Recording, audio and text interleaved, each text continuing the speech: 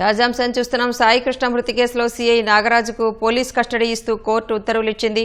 మరింత సమాచారం మా ప్రతినిధి శ్రీనివాస్ మోహన్ అడిగి తెలుసుకుందాం. శ్రీనివాస్ మోహన్, సీఐ నాగరాజ్ పోలీస్ కస్టడీకి సంబంధించిన వివరాలేంటి?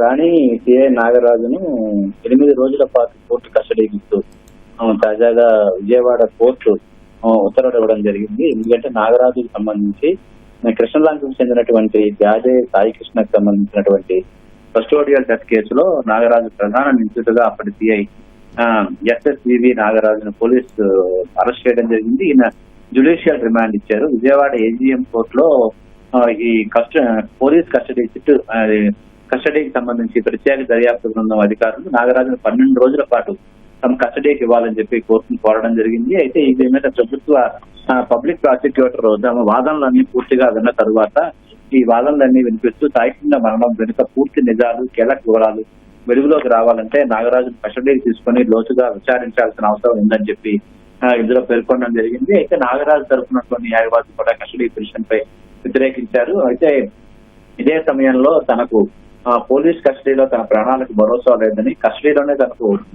ఇబ్బంది పెట్టే ప్రాణహాని కూడా ఉందని చెప్పి నాగరాజు ఆందోళన వ్యక్తం చేశారు. దీని మీద జూలై 8 వరకు నాగరాజుకు జ్యుడిషియల్ రిమాండ్ విధిస్తూ రాజమండ్రి సెంట్రల్ జైల్లో ఉంచారు. అయితే తాజాగా ఈ నాగరాజు కస్టడీకి సంబంధించినటువంటి వాదనలన్నీ పూర్తయిన తర్వాత ఈ రోజు కోర్టు కీలకమైనటువంటి ఉత్తర్వులు ఇవ్వడం జరిగింది. నాగరాజుని 12 రోజులు కాకుండా 8 రోజుల పాటు కస్టడీలో ఉంచి విచారణకు కోర్టు ఆదేశాలు చేసింది. రేపటి నుంచి 8 రోజుల పాటు రాజమహేంద్రవరం జైల్లోనే విచారణ చేయాలని చెప్పి చిత్రం ఆదేశించడం జరిగింది. జూలై 3వ తేదీ నుంచి జూలై 10 వరకు ఉదయం 10 గంటల నుంచి సాయంత్రం 5 గంటల వరకు విచారణ జరపాలని చెప్పి పేర్కొనడం జరిగింది. న్యాయవాది సమక్షంలో ఈ విచారణ జరపాలని, అదే సమయంలో వీడియో ఆడియో రికార్డింగ్ చేసి వివరాలను అందుకు సంబంధించినటువంటి కాపీలను కూడా కోర్టుకు సమర్పించాలని కూడా న్యాయాధికారి ఆదేశించడం జరిగింది. రేపటి నుంచి రాజమహేంద్రవరం జైల్లోనే సిఐ నాగరాజుకు సంబంధించినటువంటి విచారణ జరగనుంది.